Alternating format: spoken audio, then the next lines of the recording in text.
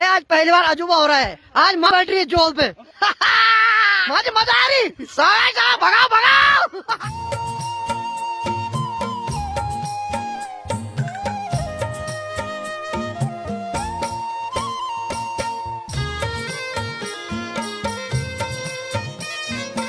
चलिए जी, हो गई है नए ब्लॉग की शुरुआत। तो हेलो दोस्तों, क्या हाल चाल है। मैं बिल्कुल मस्त हूँ और उम्मीद है आप लोग भी जहाँ होंगे स्वस्थ होंगे, मस्त होंगे, परिवार के साथ व्यस्त होंगे। मेरा नाम है रविंद्र बहुगुणा और स्वागत करता हूँ आपका देवभूमि उत्तराखंड के इस खूबसूरत से गाँव धौंतरी गाँव से। पहले की तरह मौसम आज पूरा नीला, बल्कि आज एक भी बादल नहीं दिखाई दे रहा है।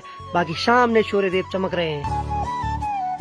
अनीता तो स्कूल चले गई है। बाकी नाना जी तैयार हो गए तो थोड़ा मार्केट जा रहे हैं, यानी कि डॉक्टर के पास जा रहे हैं। तो थोड़ा चेकअप भी कराएंगे और थोड़ा बोल रहे हैं कि भूख नहीं बढ़ रही है तो भूख बढ़ाने की दवाई भी लाएंगे, कोई टॉनिक। चला आराम से आए हैं। तो नाना जी की उम्र लगभग 85 प्लस है। सांस भी लगे हैं? हाँ, और ऊपर से नाना जी को सांस की बीमारी, यानी कि जैसे चलते हैं हल्का तो बहुत ज्यादा सांस चढ़ना शुरू हो जाती है और ऑक्सीजन की कमी लगती है नाना जी को और फिर घुटन फील होता है।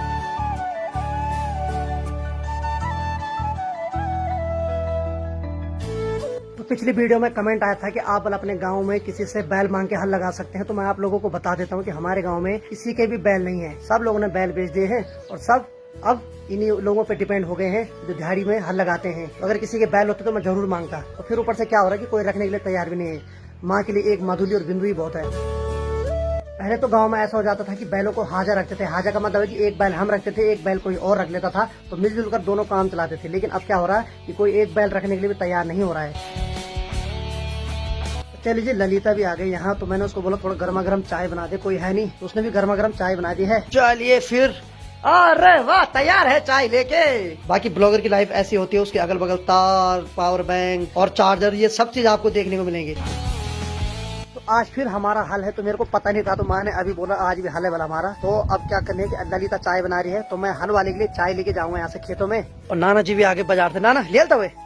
तो नाना जी डॉक्टर के पास गए थे तो वहाँ से दवाई लेके आई। बाकी मैं अपना शेरू तो सो रखा मस्त करके, इसका काम है उस पर परफेक्ट हो रहा है। तो चलिए फाइनली लली ने चाय बना दी। बहुत बहुत धन्यवाद लली। कोई बात नहीं, धन्यवाद मत बोला करो, फिर मुझे बड़ा फील हो जाएगा, फिर मैं यहाँ आना बंद कर दूंगी। यहाँ ना बंद कर दी वो तो ठीक है, पर उसके बाद गाली ना दे कहीं ना, वो भी आफत है। बाकी इसमें चाय, पानी और गिलास भी है। चलो ठीक है, ये बता मैं और तो मेरे बीच बीच कहाँ है। अरे मैं खादू निकाल रही हूँ। ठीक है, तूने चाय दे दी, इसका मतलब क्या है? मेरे कच्चे लग रखे आपको। ये कच्चा का मतलब होता है कि एक ही हाथ लगी हुई मेरे पीछे। तो आधे रास्ते तक ललिता भी आ रही मेरे साथ। क्यों? क्योंकि बटी है ना वहाँ। इसकी बटी खो गई बल कहीं, वो अपनी बटी को ढूंढने जा रही है। इसकी बटी को कोई दीनी में ले गया, ये राम। बहुत बुरा हुआ इसकी बटी के साथ। मेरे तो बटी आपकी तो भाभी है। Oh shit! अरे यार, भाभी का ज्यादा बुरा लगता है देवर को। भाभी कौन उठा के ले गया आपको? तो चलिए जी, फाइनली हमारी भाभी दिख गई। हाय करो, हाय। हाँ, हाय और बाय करने में हमारी भाभी माहिर है। चल ठीक है, फाइनली राहु उतर गया। ठीक है ठीक है ठीक है, टाटा टाटा टाटा। यहाँ से थारे भाई का अकेला सफर है। सफर तो मजेदार है, लेकिन बस वही की सर्प मित्र नहीं मिलना चाहिए, उनसे दोस्ती ही बेकार है। यही थोड़ा डेंजर रास्ता है। ये इधर उधर जो घास है इसको हम बाछा बोलते हैं। और ये पहाड़ी औषधि में जब चोट लगती है तो इसके रस को चोट पे डालते हैं तो चोट एकदम ठीक हो जाती है। लेकिन हाल फिलहाल इनके बीच में सांप ना हो बस। ये भगवान आज बचा ले, बाकी कल का मैं खुद देख लूंगा।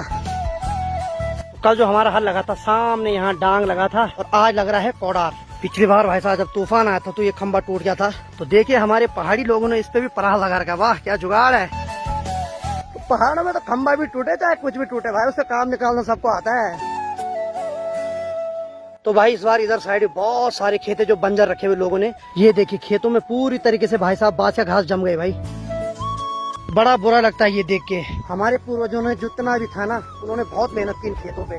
उन्होंने भी कल्पना नहीं की होगी कि आने वाले जो नई पीढ़ी होगी वो इन खेतों को ऐसा छोड़ देंगे। चलिए फाइनली मैं पहुंच गया अपने कोडार वाले खेत में। इस बार इन खेतों में पानी नहीं लगा है, जिस वजह से जो खेत है ना, इनकी मिट्टी कठोर बनी हुई है। हल वाले भाई के लिए माँ रख रही है नाश्ता, तो मैं भी थोड़ा हल लगाता हूँ। तब तक बहुत समय हो गया मैंने हल नहीं लगाया, तो चलिए आज थोड़ा हल लगाते हैं। बचपन में तो बहुत लगाते थे, लेकिन काफी समय से हल नहीं लगाया, तो आज लगाते हैं जरा। तो चलिए जी, फाइनली मैं हल लगा रहा हूँ। ओ भाई साहब, एक हाथ से प्लॉगिंग, एक हाथ से हल, बहुत मुश्किल है इस कठोर मिट्टी में। चलो चलो चलो, शाबाश शाबाश, चलते बना चलते बना।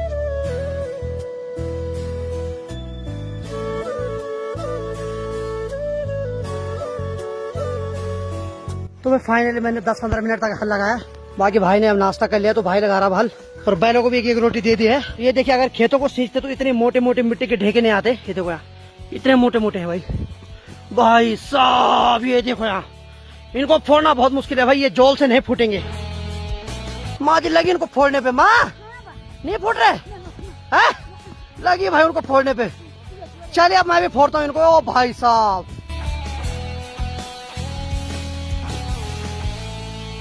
तो ठीक हमारे इस कोडार वाले खेत से दिखाई देता है इधर साइड मेरी बहन का ससुराल। ठीक सामने है मेरी बहन के ससुराल वालों का घर, और वहीं मैं अपनी भांजी को परसों मिलने गया था। सच बताऊं तो यहाँ सिर्फ हम ही हल लगा रहे हैं, बाकी आपको यहाँ चारों तरफ कोई भी नहीं दिखाई देगा। तो इतने वीरान हो चुके हैं ये खेत। तो देखिए जी, अगर हम यहाँ कुछ महीनों तक हल नहीं लगाते तो यहाँ भी बासिया वाला घास जमने लग गया था। ये जो घास है हालांकि आयुर्वेदिक औषधि भी है, लेकिन यही अगर किसी खेत में ज्यादा पनप गया तो उस खेत की मिट्टी खराब हो जाती है। और ये ऐसा घास होता है कि इसकी सिंचाई ना भी हो तो ये अपने आप उग जाता है। फाइनली उस वाले खेत में हल लग गया और मैं जोल के लिए जा रहा हूँ अभी। तो फाइनली मैंने जोल ला दिया है। बाकी वैसे तो मैंने और माँ ने जो मोटे मोटे मिट्टी के ढिंडके हैं वो तो कुदाल से फोड़ दिए हैं, लेकिन फिर भी जोल लगाना बहुत जरूरी है, क्योंकि अगर गेहूं को थोड़ा मिट्टी में दबाना है तो उसके ऊपर जोल लगाना पड़ता है। तो इस वाले खेत में माँ सरसों बो रही है। हमारी लोकल भाषा में सरसों को हम लई बोलते हैं। तो सरसों के दाने कुछ ऐसे होते हैं। तो किसी खेत में हम गेहूं बो रहे हैं, तो किसी खेत में हम सरसों बो रहे हैं, तो किसी खेत में हम लवान यानी कि जो घास वाला बीज है उसको बो रहे हैं। तीनों चीज जरूरी है। सरसों और गेहूं हमारे लिए जरूरी है, तो भाई घास पशुओं के लिए जरूरी है। चलिए जी, फाइनली लगभग इस वाले खेत में हल लग गया है। तो भाई आज पहली बार अजूबा हो रहा है। आज माँ बैठ रही है जोल पे। अरे माँ जी बैठ रही है जोल पे आज। अरे वाह माँ जी मजा आ रही। अरे माँ जी बैठ गए आज जोल में।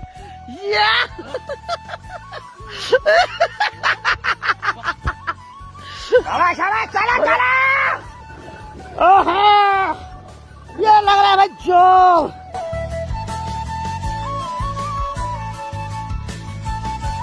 तो चलिए जी, फाइनली जैसे तैसे करके इस वाले खेत में हल लगे, और मिट्टी के इतने बड़े बड़े ढिगड़े थे कि जोल के नीचे बहुत मुश्किल से फोड़ना पड़ा। यानी कि जोल के ऊपर मैं बैठ रखा था और फिर उसके ऊपर छलांग भी मारनी पड़ी जोल के ऊपर, तब जाके थोड़ा बहुत फूट रहे थे। बाकी यहाँ से पहले अब दूसरे वाले खेत में जाएंगे।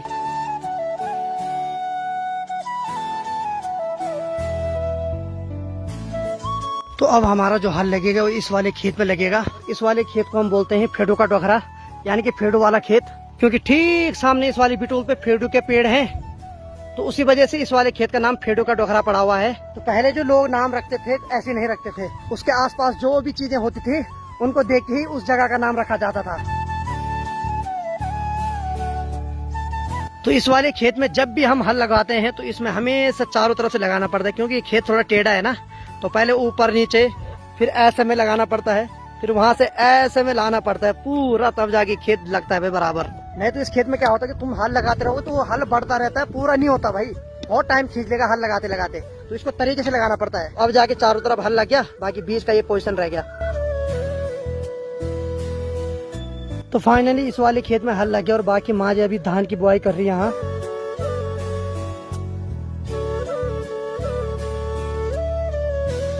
चलिए जी, फाइनली इस वाले खेत में भी जोल लग गया है। अब अगले खेत में ले जा रहे हैं बैलों को।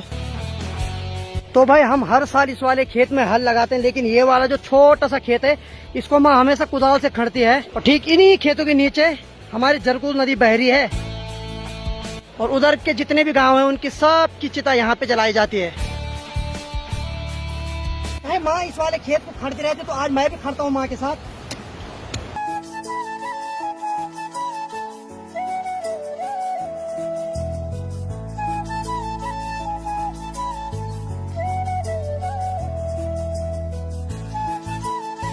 तो अब इस खेत में जौ लगाने की तैयारी हो गई। तो माँ ने अभी तक जौ नहीं बोए और इस वाले खेत में माँ जौ बो रही है।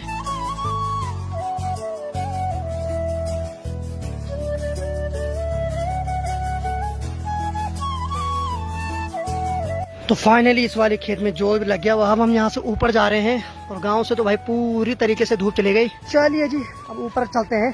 यहाँ तो धूप है, यहाँ लास्ट तक धूप रहती है, लेकिन ऊपर साइड वहाँ धूप चले गई होगी अभी तक। वो देखिए भाई, हमारे गांव से आधा धूप तो चले गई, खाली इन खेतों में है धूप अब। तो भाई अब इस वाले खेत में लगेगा हल, और जो हल वाला वो घर खाना खाने चले गया है। चलिए जी मैं भी घर चलता हूँ और मैं भी थोड़ा खाना खा लेता हूँ क्योंकि भूख मुझे भी लग गई बहुत ज्यादा। अभी ये नहर पूरी सूख रखी है लेकिन जब रुपाई का टाइम आता तो यहाँ बहुत ज्यादा पानी आता है। तो भाई खेत में जाने से मिट्टी से तो भाई पैर के बुरे हाल हो गए भाई। चलिए जी फाइनली पहुँच गया हूँ। भाई ने तो खाना खा लिया, चले गया हल लगाने। तो लगभग 3 बज गए और आधा घंटे बाद अनीता भी आने वाली है। तो मैं सोच रहा हूँ मैं खाना तभी खाऊंगा जब अनीता आएगी, क्योंकि अनीता भी अकेले कैसे खाएगी। हाँ हाँ तो चलिए जी अनीता भी आ गई भाई। लगभग 3:45 बजने वाली है। खुश रहो खुश रहो खुश रहो। क्या हाल है? देख मैंने खाना नहीं खाया, मैं तेरे को रुका हुआ। ठीक है मैंने बोला जब आंटी आएगी तभी खाऊंगा खाना। अरे ऐसी यार, तो चल मिल के खाते खाना। ठीक है ना? मार तो नहीं खा ली, तेरा पेट मार खाने से नहीं भर गया? हाँ तब ठीक है। तो आज खाने में है घर के लाल चावल और लौकी की सब्जी और साथ में भाई अनीता ने दूध भी ला दिया है। तो चलिए जी मैंने तो खाना खा लिया, बाकी अनीता खा रही है खाना। हाँ भाई क्यों नहीं खा रही? खा खा खा उसका ध्यान खाने है। नजर लगी तो अनीता बोली नजर लगी, बोली इतना मत दिखाओ। ए बाबा नजर तो पता नहीं पर इतना मेरे को पता है कि खाना खाने से पहले ज्यादा नजर तेरी यहाँ फोन पे ने। बहुत पवाली है ये कसम से। चल खा खाना जल्दी, मैंने कब का खा लिया। तो भाई खाना खाने के बाद गर्मा गर्म चाय भी मिल गई है। बहुत बहुत धन्यवाद जी। तो चलिए जी लगभग 6:30 बज रही है और बाहर तो अंधेरा हो गया। बाकी माँ भी आ गए घर। और माँ कितना थक लगा आज? माँ को बहुत थक लग गया और माँ को बड़ा गिलास दे दिया थक उतारने के लिए चाय का। और नाना जी यहाँ दीपक दे रहे हैं। हाँ जी बन रहा है खाना पक्का स्वादिष्ट। स्वादिष्ट खाना। चल ठीक है।